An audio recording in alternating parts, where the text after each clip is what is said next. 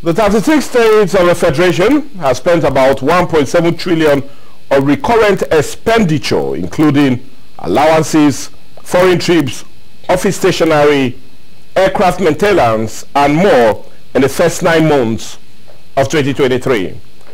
This is according to analysis of their budget performance report by budgets. Other recurrent spending items covered in these reports include amounts spent on foreign and domestic travel, internet access fees, entertainment, foodstuff, sitting allowance, wardrobe allowance, telephone bills and electric charges, stationaries, and also special day welfare. These government spending have come under increased scrutiny, especially considering the worsening economic challenges in the country, with the presidency and state governors crying of less funds and pleading for understanding from Nigerians on the issue of paucity of funds, but yet many feel they seem not to practice what they preach.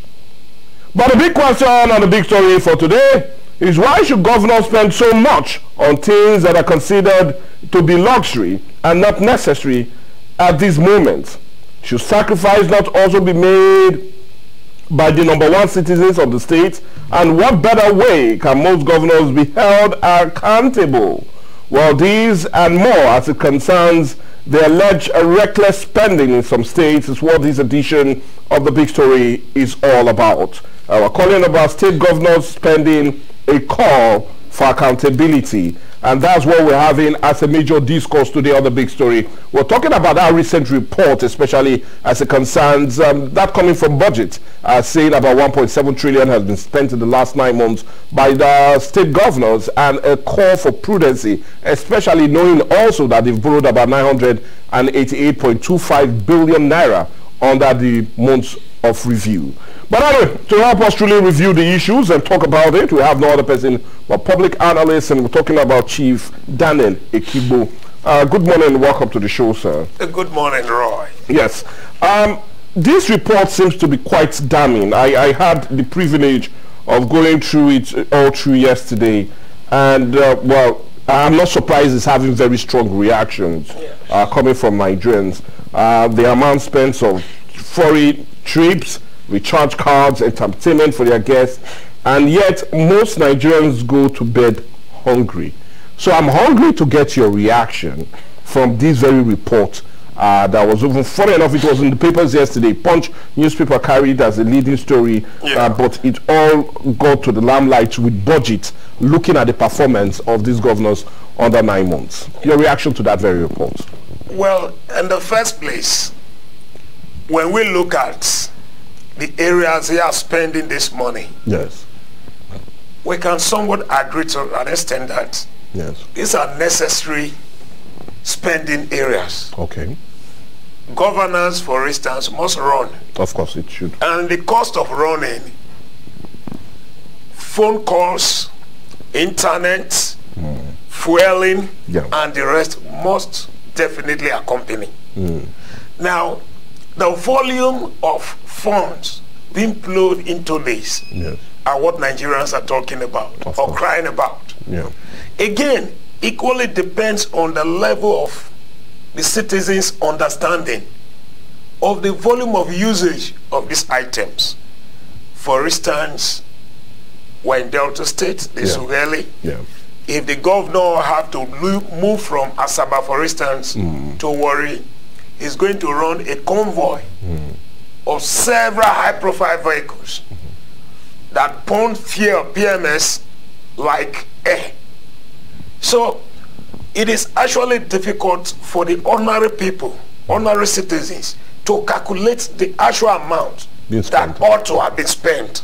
However, the total capital that is being pronounced must necessarily give us headaches. Because when we hear trillion, the average Nigerian thinks about how many millions are inside a trillion. Even a billion, for instance, first, before talking about a trillion. So the total calculation of the money X, apart from the legitimate spendings of that chunk. Yes. We have the illegitimate aspects. Also embedded in that amount. Yes. And that's exactly where the problem is. If you are told we have spent 1.7 billion on these items, perhaps 1.7 trillion, for instance, maybe 500 billion was the actual. Because governance is very lucrative to these people. That is why they fight tooth and nail to go there. You understand? We are in a system, we are in a democratic system where the fuel that we are buying at the filling station normally at between 65, 70 as the case may be, or even lesser. It's something that a government contractor would supply at close to 2,000 naira per liter. So it is not just about those in government alone. So it's not just about the spending itself, but the amount they claim to have spent on these issues, and having large chunk of it go down the pockets of some of the corrupt officials. But anyway, yeah, you talked about they need to spend some money on some major things. But let's look at some other spending that's getting the attention of many Nigerians. And for example, like in Lagos, they have to spend about 73.1 million was approved for President Tinubu portrait, making people wonder, is it Picasso that is going to paint this? And not just only that, they are also going to spend 44 million naira on vegetables for the governor. And you wonder, well, anyways, but anyway, let's look at it now. All of this spending is coming when issues as it concerns governance is on the low, looking at the financial part of it. And we do know, just like it stated in the papers this morning, House of Rep is calling on Nigerians to try and understand the situation. But my question is it that the governors are not in tune with the green financial situation that we're presently facing in the country, or are not just ready to cut down on their usual ways of doing things? Let's try and understand it. Yeah, we might understand, okay, they spent this on this, but some of the things they've spent on can also be forgone. So is it that they do not just, they are not in tune with the problem we're being faced with now? Or they just don't want to know, they just still want to continue with the way things should be irrespective? Okay, let me start with the issues you raised from Lagos State. Yes. For instance, 73.1 on the portrait. On portrait. Now, ordinarily, those portraits are supposed to be printed or produced by Nigerian citizens. Of course. Isn't it? Yeah. So it was supposed to be an avenue for the recycling of funds into the system. Yeah, I'll definitely come to that. Now, if the whole of that fund, or even up to 80 or 85% of that fund goes into the Lagos printing industry, there will be a turnaround systematically. You will see a situation where the owner of the press where they produce, or the owner of the art shop or whatever, giving tips, lunch tips to the staff and all of that, because when a big job comes, the happiness trickles down. You understand? But here we are. It is not going to be as said. If they tell you we are using this amount, less than half of that amount was really budgeted for. Yes. And now, the Nigerian citizens, we are kind of handicapped. We are handicapped because we are under a system that is never accountable to anybody. Not even accountable to itself. Nobody has a willpower, you know, to ask. Even if you ask, they will first of all look at whose son you are, whose daughter you are, where are you coming from, what are your contacts within Nigeria and overseas. And when they find out that there are no much of these contacts, it is either to run into you or something of the stuff. So they don't give account to anybody. So whatever amount they tell us that they have deployed into their system of governance, we have nothing to do about it.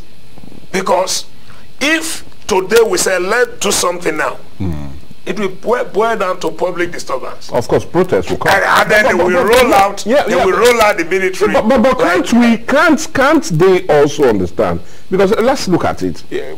Persons are now taking preference rather than what will naturally be. I was going to come to that. Yeah, because that's my idea. Should they not take cheaper means rather than stick with this expensive life? The portrait issue in entirety is not supposed to be a business of a state government at all.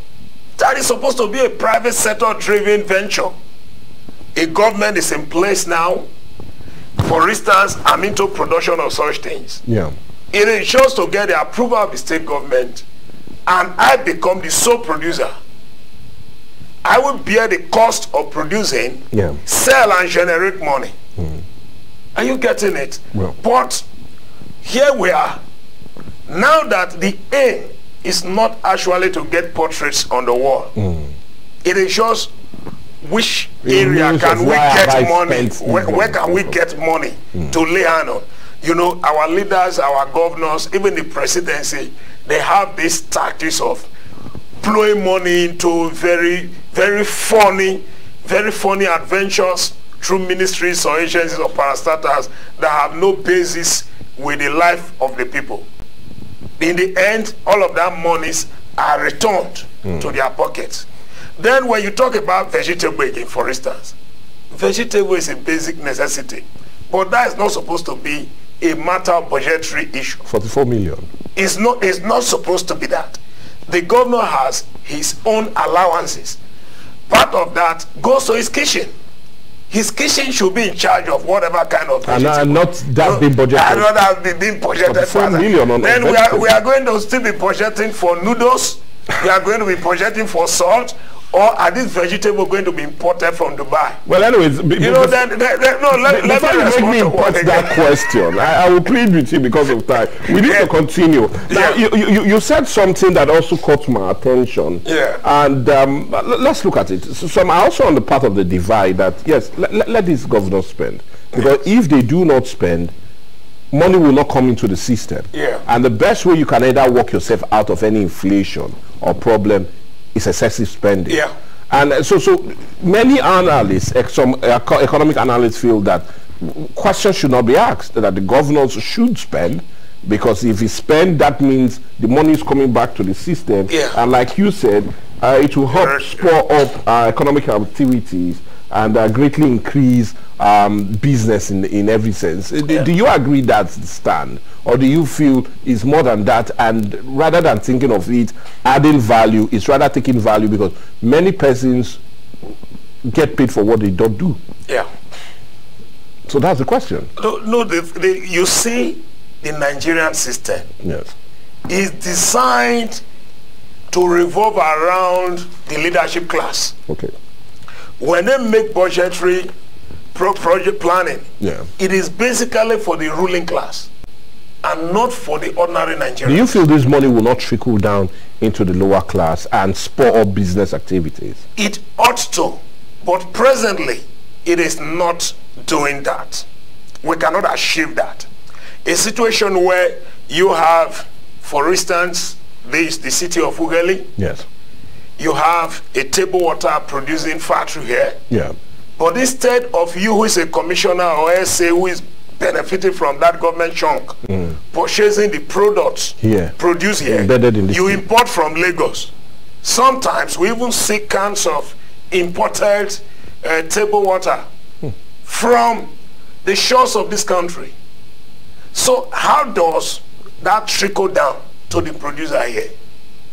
The government have not been able to enforce or even formulate any policy, not to talk about enforcing, on core indigenous products consumption.